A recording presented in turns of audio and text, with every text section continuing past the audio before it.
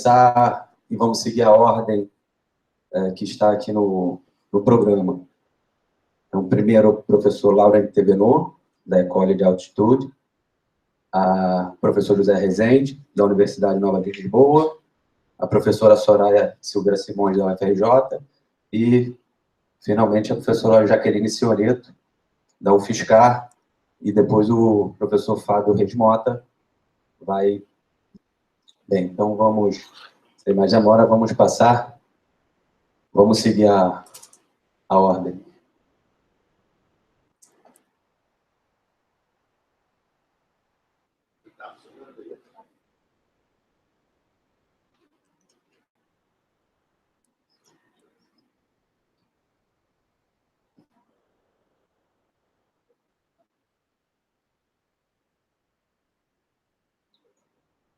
Oi.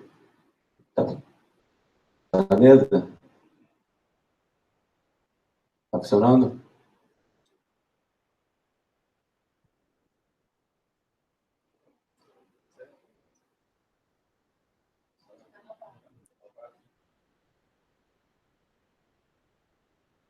Mesa 3, o público e o privado em tempos de crise.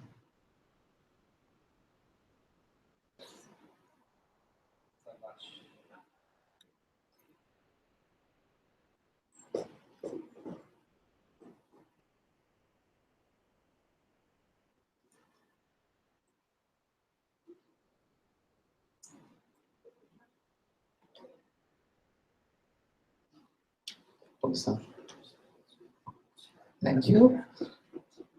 I'm very grateful of this possibility. I've been asked to speak in English, and there is translation for those who wish.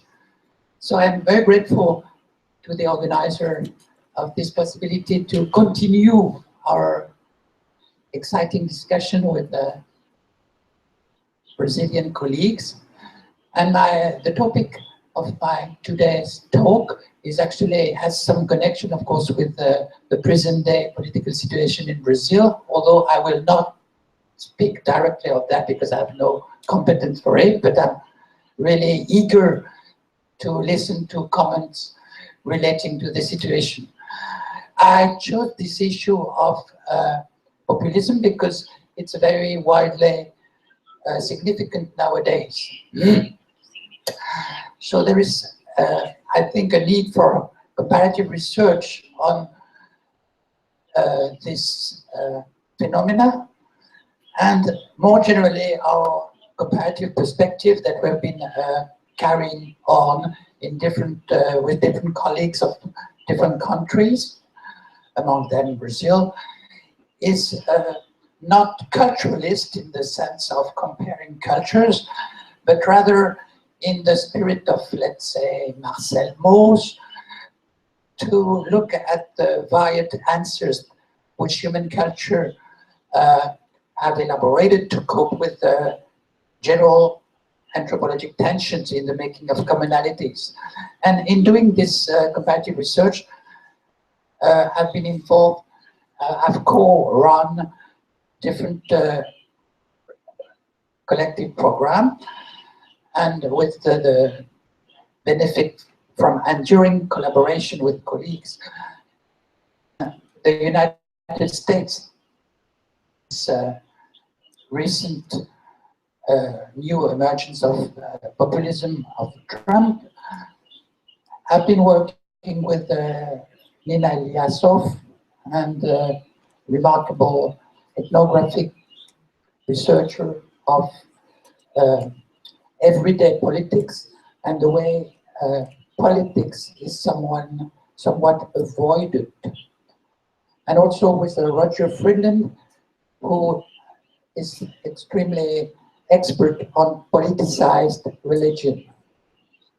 Recently, he published a blog in the Huffington Post, Jesus with a Gun, Trump, the Secular Evangelical. Russia is a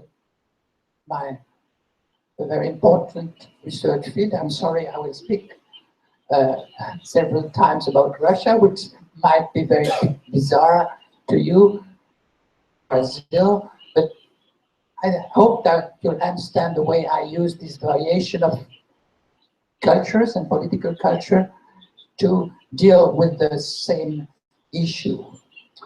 So that I mentioned some researchers and bicultural, by the way, researchers, bicultural scholars are very useful, nearly needed for this kind of comparative perspective. France and Europe, I just mentioned some papers of mine, but I'm also working with North Europe and South Europe, of course, with my friend and colleague José, who will speak later, and with all his young colleagues too. So, extreme shift between left and right is obviously a challenge for politics and political sciences as well. And the scholar who studied that specifically, well-known scholar, Laurent, concentrating, is focusing his analysis on what he calls floating signifiers or anti-signifiers.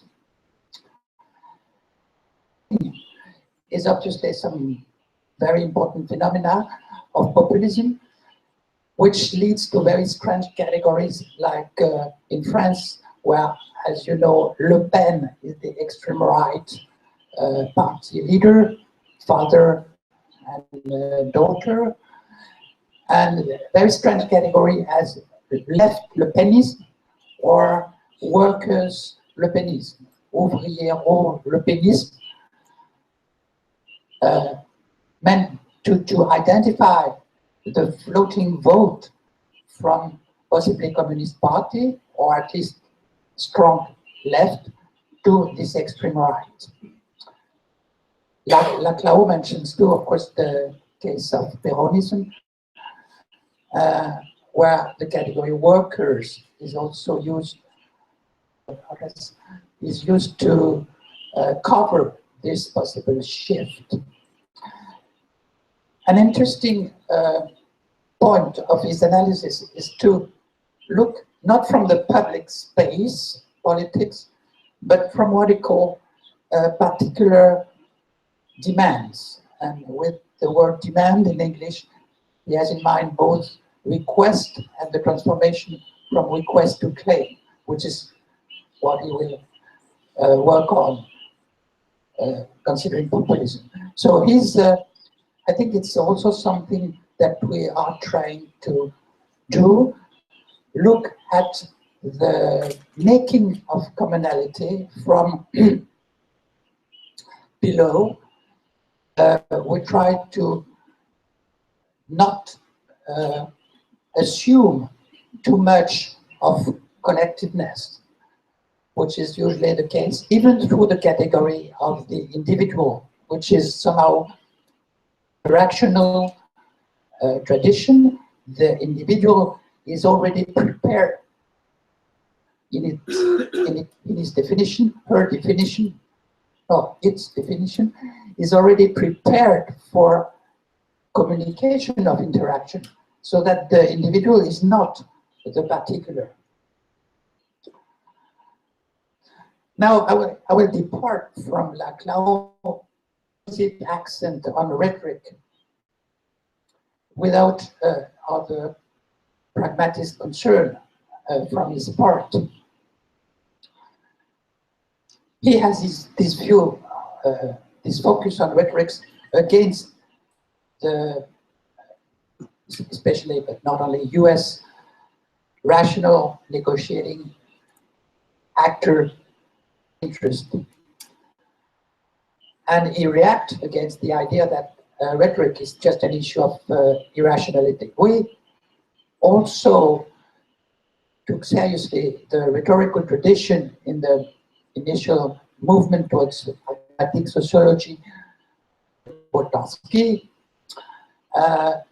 but we also shifted from rhetoric to the with a pragmatic turn to what we call pragmatic test of